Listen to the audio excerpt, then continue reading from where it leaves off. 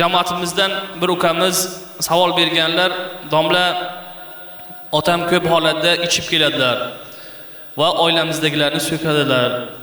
Shunga qanday men otam bilan munosabatda bo'lay deb savol berganlar. Avvalambor aytamizki, otamiz yo onamiz biz uchun, farzand uchun aslida kim? Eng Alloh tomonidan bergan ne'mat hisob ekanligini esdan chiqarmasligimiz kerak. Ya'ni farzand ota-onasini kim ekanligini tanlay olmaydi. Tanlash huquqiga ega emas. Alloh tomonidan bergan ne'mat bu. Ota xulqi, odobi, xarakteri yomon ekan, endi farzand otasi bilan yoki onasi bilan chiroyli muomala qilishi kerak. Hattoki payg'ambarimiz Rasul akram sallallohu alayhi vasallam bu borada hadis muboraklarda aytganlarki, ota-onasini la'natlangan farzandni Alloh taolo la'natlaydi. Qarang. Otangizni, onangizni so'kasizmi, la'natlaysizmi?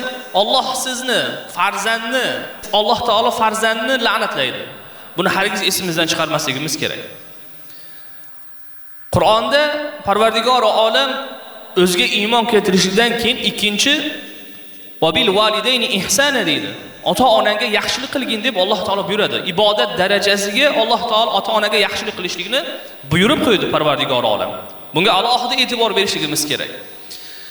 Va shu bilan birgalikda ota-ona farzandning haqqiga duo qilgani kabi farzandni bo'ynidagi vojibotlardan biri otasini, onasini haqqiga duo qilishi kerak.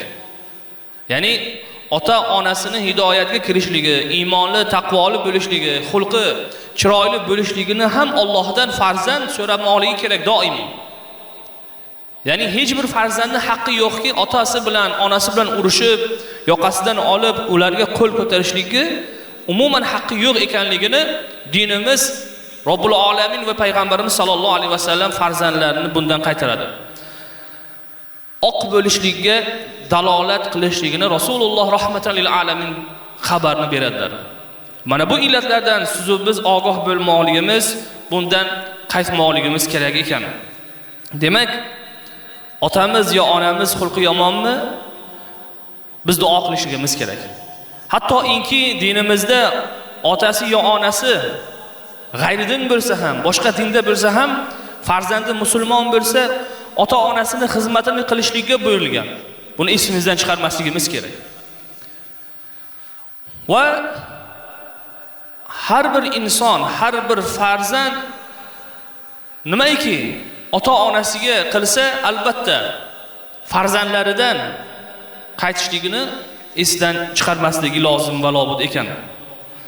Alloh taolodan so'raymizki, barchalarimizni farzandlarimizni salohiyatli qilsin. Ota-onamizni yaxshilardan, jannatiylardan bilishini Alloh nasib va muyassar aylagan bo'lsin.